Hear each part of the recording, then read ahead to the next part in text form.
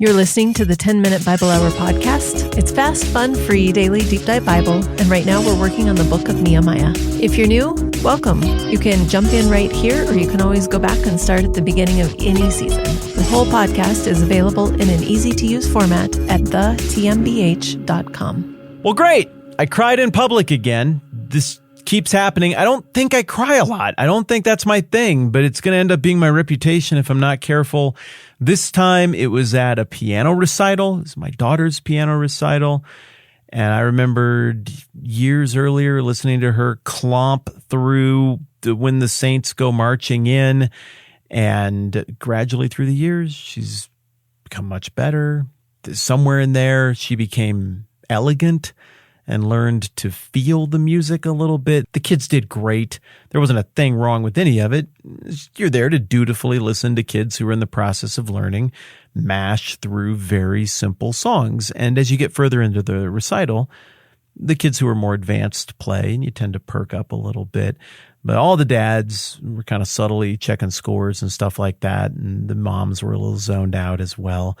My daughter got to go up there, and she starts playing Clair de Lune, which is lovely. It's the Ocean's 11 water fountain sequence at the end after they pull off the heist. And she starts playing. Oh, my friends, it was a beautiful moment. The dads all sort of perked up, like, oh, this is art. This is really lovely. And you could see the phones start to turn off and more eyes up. You could see moms do the hush-hush thing toward their kids with the hand, like, okay, all right, shh. My little girl, she didn't know. She was up there playing the thing, but her thing is gentleness. That really is her vibe. It's her style. She's very conscientious and very delicate, very gentle. And so this piece was a perfect fit for that. And it was so meaningful to watch the room feel it. It's the first time I've ever seen in her life that she has had the room, and she didn't even know. She's played her piece beautifully. And we did not get very far in, and I was appreciating what the moment was. And I started to tear up, and I started to cry pretty hard. I didn't make sounds, but it wasn't subtle. It was both cheeks. Like, there was no hiding it, right? And the chairs, they're all connected together. So any vibration or slight crying, jiggling translates to the chairs around me. So my other two kids figured it out. And they're always terribly amused when I cry about things. It was powerful. Come on. It was powerful. It was a moment. Maybe you had to be there. Maybe you didn't. Hopefully at least somebody's crying now too, so I can feel less alone. You know what it's like to experience a moment. That term connotates that it isn't just you who felt it. At least one other person is feeling it with you, but usually it means the room is feeling it. Something is happening here all at once, and you can't science it. You can't tangible it. You can't even word it. You can't describe it. But you know what that is. You know what a moment is. And it's okay that emotion would really naturally come out of that. That is what we're getting on September 27th, 444 BC in Nehemiah chapter 8. We're getting an ancient description of a moment. Simultaneously, a whole bunch of people are moved by this thing, even moved to tears by the reading of the book of the law. That doesn't sound like the kind of thing that would have that effect on people. It sounds like the kind of thing that would bore people or that they would slog through because they really have to do it. But it isn't the case. That isn't what's described. Ezra, the priest, is leading this thing tenderly and with thoughtfulness. It isn't about making him look cool or some kind of vindication. I marched my butt all the way over here from Persia, uphill both ways, carrying all of your stuff when nobody thought this was a good idea. Did anybody want to go with old Ezra? No, I don't think so. That's a fool's errand, they said, but did that stop me? No, I did it anyway. Well, now here all of you are, and I guess we've found out what's right. Nope. It isn't about him. This isn't some weird Schadenfreude payoff for the dude. It is all about the people who were there. And I've never thought that about Ezra until this conversation with you over the last couple of weeks or whatever. It's the first time I've picked up on this aspect of what he did, because it's the first time I've gone slow enough to catch it, I guess. And I'm very impressed by how much self-glorification he's leaving on the table and how much he's making it about all the people who were there, making it about being understood. He's so comfortable in his own skin that instead of demanding that all of the conversation have to run through him, he's got his team of Levites to go and explain it. It doesn't have to come straight from his mouth. He's given them permission to paraphrase and make it work. And in 8:9, we get to the part where now we can really tell it's a moment. I'm going to start in verse 8:8 because that kind of sets it up. They read from the book of the law, making it clear and giving the meaning so that people could understand what was being read. Then Nehemiah the governor, Ezra the priest and scribe, and the Levites, who were instructing the people, said to them all, "This day is sacred to the Lord your God. Do not mourn or weep." For all the people had been weeping as they listened to the words of the law. It got through the armor. They're having a moment. I've seen people try to fake this. I've seen people try to schedule it. One time in college, some other college was having a religious revival. And so some people on our campus were like, we got to have one of those too. And they tried so hard to make revival happen, but they needed to stop trying to make revival happen. It's not going to happen. Not like that anyway. It was weird and it was forced. These things happen when they happen. And here, the heart was right, the mind was right, the day was right, the setting was right, the personalities were right for the people to be soft-hearted, broken-hearted even over the reading of this ancient law. Why were they so sad and crying? Well, I think in part because of a realization that they didn't do it. I think the crowd has finally caught up with what Nehemiah understood and prayed in Nehemiah chapter 1. I know I keep going back to this prayer all the time. I think it's really important. This is Nehemiah praying to God, "O Lord, God of heaven, the great and awesome God who keeps his covenant of love with those who love him and obey his commands. Let your ear be attentive and your eyes open to hear the prayer your servant is praying before you day and night for your servants, the people of Israel. I confess the sins we Israelites, including myself and my father's house, have committed against you. We have acted very wickedly toward you. We have not obeyed the commands, decrees, and laws that you gave your servant Moses." And there's more after that where he quotes back to Deuteronomy and God's promises to put things back together, and all of that's there. Nehemiah, as we've been saying all along, is a dude who understands the moment. He understands where he fits into it, and that's why he's brokenhearted. And that's why he can't help but make this problem that's happening half a continent away his own problem, priority one. He's weeping. Remember, he's super sad in the presence of Artaxerxes, and Artaxerxes catches it, and he's like, "You've never been sad in my presence before. What's going on?"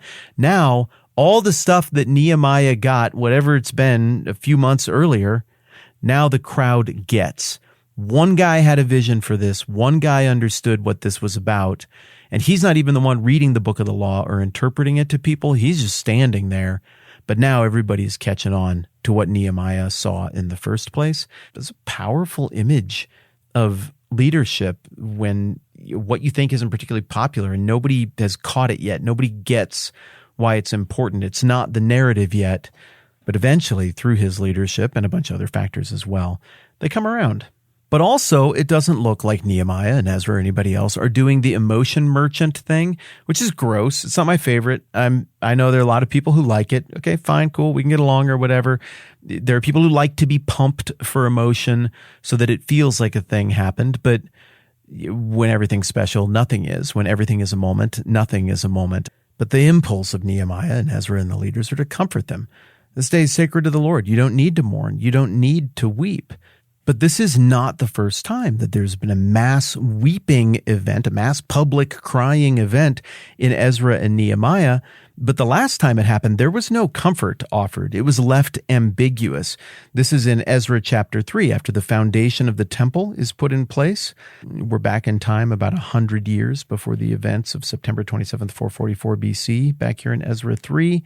Ezra is not alive at this point, or if he's a teeny tiny little baby. He's not here. This is a flashback in the book of Ezra. And it says, "And all the people gave a great shout of praise to the Lord because the foundation of the house of the Lord was laid." That's Ezra 3:11, now 12. "But many of the older priests and Levites and family heads who had seen the former temple wept aloud when they saw the foundation of this temple being laid, while many others shouted for joy. No one could distinguish the sound of the shouts of joy from the sound of weeping, because the people made so much noise and the sound was heard from far away." And that's it. Then we're back into some tension, their enemies and stuff like that. There's no comfort. There's no resolution to that story. There's just open-ended heartache, and it's not a heartache of optimism, at least for half of the room. The people who are crying in Ezra chapter 3 are crying because something is broken and something will never be the same.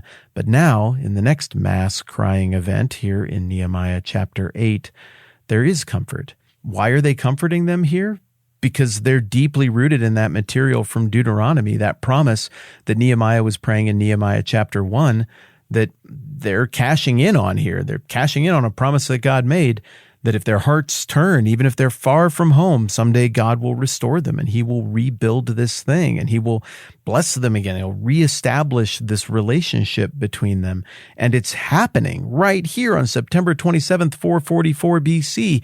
And it's been building to this renewal of the covenant and this refreshing of ancient things that had been mostly lost for 100 years in this return from exile process that we've been looking at.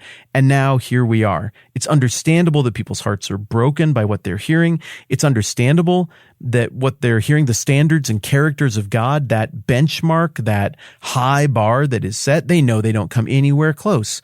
That every single one of them is guilty. Every one of them has fallen short of the glory of that high bar that God has set.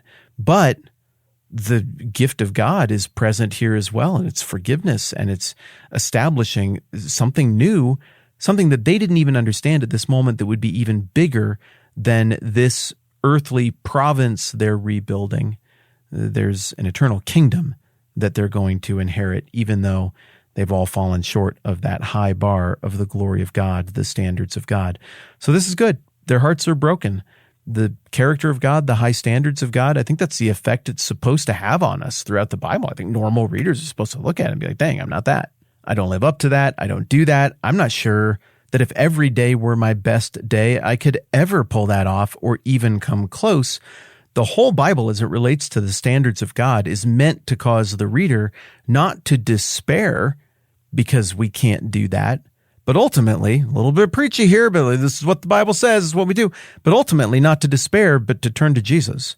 That's why the whole Jesus thing happened. That's why the cross and the resurrection and the teachings of Jesus about the kingdom and the idea that access to that kingdom is a work of benevolence, of grace by God, unmerited by the person who is brought into that kingdom, the person whose eyes are opened, whose ears are opened, whose heart is broken, and who receives forgiveness from God, and who is brought into the new kingdom, the family of faith by God. And so there's something really powerful happening right here in this moment, really powerful. This is meaningful. There's a reason that churches for 2 millennia since the time of Christ have taken some of the cues about how they do church from this last chunk of the book of Nehemiah, because this is sort of a template for what it looks like when a whole bunch of people respond to the ancient truth of the law of God and the character of God with brokenheartedness and receptiveness to what it looks like to do an about face and follow God and to be a part of his kingdom. And so there's something really exciting here, and we're just going to take our time and keep unpacking this very important chapter, not just in Nehemiah, but in the whole Bible as we keep cruising along. All right, that's plenty for now. I'm Matt. This is the 10-Minute Bible Hour podcast. Let's do this again soon.